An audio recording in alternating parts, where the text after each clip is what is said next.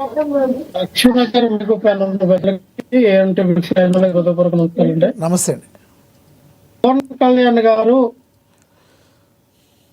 ఏదైతే మాట్లాడడం మా విధానం ఏదైతే ఉందో, ఆయన గతంలో ఏ విషయం రాజకీయం చేయలేదు, అన్ని విషయాలు ఆయన రాజకీయం చేయలేదు. ఈరోజు ఏమంటాడు, నా నియోజకవర్గంలో 2 పిల్లలు కొట్టుకుంటే దాన్ని కూడా రాజకీయం చేశారండి. గతంలో మీరు రాజకీయం చేయకుండా ఉంటే ఇప్పుడు కూడా రాజకీయం చేయకుండా ఉంటారు.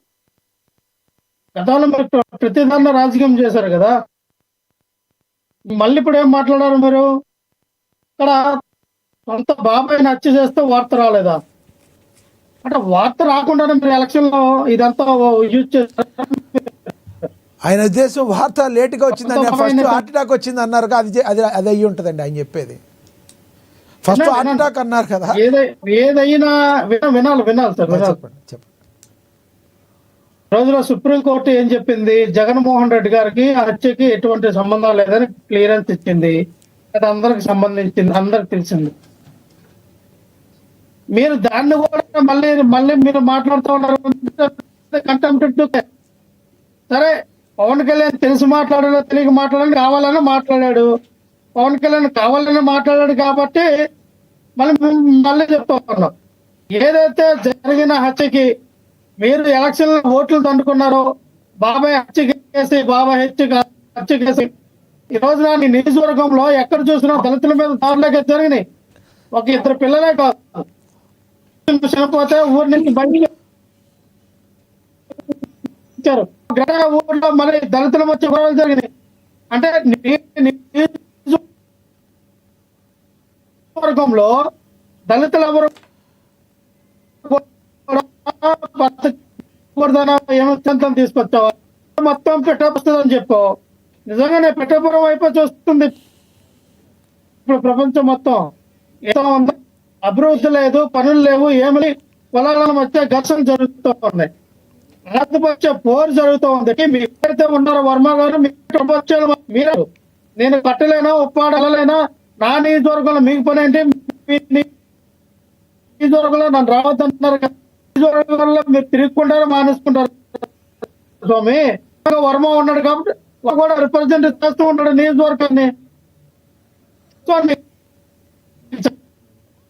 కానప్పుడు ఎవరికి అదే వర్మ లీడ్ చేసుకొని ఈ రోజున చంద్రబాబు నాయుడు గారు వెళ్ళి నీ నియోజకవర్గానికి ఏ నిధులు కావాలన్నది ఆయన చేస్తూ ఉన్నాడు కదా.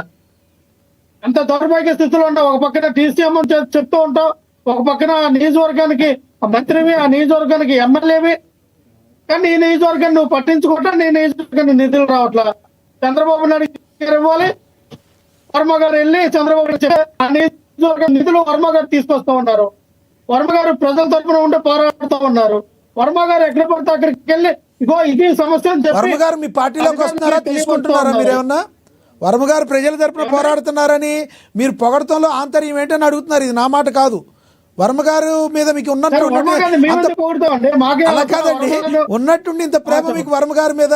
అదేవిధంగా గతంలో పార్టీలో లేకపోయినప్పటికీ కూడా పద్మనాభ గారు రెడ్డి గారి మీద మీకు ప్రేమ ఎందుకు వచ్చిందని అడుగుతున్నారు. మరి ఇంత ప్రేమ రావడానికి కారణం ఏంటి? టీడీపీ వర్మ గారికి మీకు ఏమన్నా సంబంధాలు ఏమైనా ఉన్నాయా? వైసీపీలోకి వచ్చే అవకాశం ఉందా? వర్మ గారికి మాకు ఎటువంటి సంబంధాలు లేవు. గారు ఆయన నియోజకవర్గాన్ని బలోపేతం చేసుకోవాలి, ఆయన లీడర్ ఆయన కాపాడుకోవాలి, ఆయన ఒక లీడర్ గా ఎదగాలి. గతంలో ఇండిపెండెంట్ అభ్యర్థిగా గెలిచి ఉన్నాడు కాబట్టి ఆయన ఏదో ఆయన ఐడెంటిటీ కోసం ఆయన పాకులాడుతూ ఉన్నాడు. ఆయన ఏదైతే పవన్ కళ్యాణ్ నేను ఉన్నానో నేను చేస్తానన్న వ్యక్తి చేయలేకపోతున్నారు కాబట్టి, అధికారంలో కూటమి ప్రభుత్వం ఉంది కాబట్టి వర్మ గారు చెప్తే చంద్రబాబు నాయుడు నిధులు ఇస్తాడు కాబట్టి వాళ్ళ అన్నాళ్ళకి వాళ్ళకి ఏదో కష్టాలు ఉన్నా వీళ్ళు వర్మ వెళ్ళి చంద్రబాబు నాయుడుతో వెళ్ళి మాట్లాడుతూ ఉన్నాడు. ఆయన పని ఆయన చేసుకెళ్తాం. వర్మ మా పార్టీ కాదు, కూటమి పార్టీ టీడీపీ నాయకుడు, టీడీపీలో ఇన్ఛార్జి ఆ పిఠాపురం నియోజకవర్గం. మరి అదేంటండి, వర్మ గారేమో వర్మ గారు వీళ్ళ మంచి చేస్తారు మీరు అంటున్నారు, కానీ మీ దగ్గర ఉన్న కాదండి, మీ దగ్గర ఉన్న మీరు కొంతమంది వైసీపీ నాయకులు కాదు సార్, మీ దగ్గర కాదు సార్, ఒక్క నిమిషం సిగ్నల్స్ వచ్చి మీ దగ్గర తక్కువ ఉన్నాయి. ఈరోజు ఒకళ్ళు డిస్టర్బ్ చేయొద్దు. ఈరోజు ఏదో మీ దగ్గర ప్రాబ్లం ఉంది. అయితే ఒకటి లక్ష్మణరావు గారు, మీరు ఏదైతే మాట్లాడుతున్నారో మీ వైసీపీ నేతలు ఈ రోజున పవన్ కళ్యాణ్ లాంటి రాజకీయ చరిష్మా గల వ్యక్తిని నేను చూడలేదు, మరి ఈ రోజున మరి బాగా చేస్తున్నారు మీ వైసీపీ నేతలే మాట్లాడుతున్నారు, మీ పార్టీలో ఉండిన వాళ్ళు, వాళ్ళ గురించి ఏం చెప్తారు మరి? ఎవరన్నారు సార్ మా నాయకులు? పవన్ కళ్యాణ్ గారు చరిష్మా నాయకులు లేరు. ఎవరన్నారు? మీకే తెలియాలి, ఎవరన్నారు మీకే తెలియాలి. వినాలి సార్, నిజంగా మా నాయకులు ఆ పేరు చెప్పకుండా మీకు ఒక హింట్ ఇస్తా. పొద్దున్నే గుడ్ మార్నింగ్ ప్రజలారని పలకరించేవాడు ఆ నాయకుడు. అదేనండి, నాకు అర్థమైంది సార్. ఈ కేతిరెడ్డి గారు మాట్లాడారని చెప్తూ ఉన్నారు, నాకు అర్థమైంది. చూసారా, మీరే చెప్పారు. అన్నదంటే కేతిరెడ్డి గారు మొన్న లండన్ వచ్చారు. లండన్ లో ఆయన బాగా నిద్రపోయి ఉంటారు, నిద్రలో కళ వచ్చి ఉంటుందా? కళ చెప్పారు, ఆయన తప్పే ఉంది. అంటే మీ నాయకులు నిద్రలో పోయి కల్లో ఏదొస్తే అదే మాట్లాడతారని మీరే ఒప్పుకుంటున్నారా? నిద్రలో వచ్చి ఉంటుంది కళ, ఆ కళ చెప్పాడు. అదే సార్, మీ వైసీపీ నాయకుడు అయినా మీ వైసీపీ నాయకుడు కలకొని ఆ కల్లో ఏదొస్తే అది మాట్లాడతారని మీరు ఒప్పుకుంటున్నారా? మీరు వినాలండి, ఆయన వ్యంగ్యంగా మాట్లాడా, పవన్ కళ్యాణ్ పొగిడాడా, అది మీరు ఏ విధంగా తీసుకుంటారు?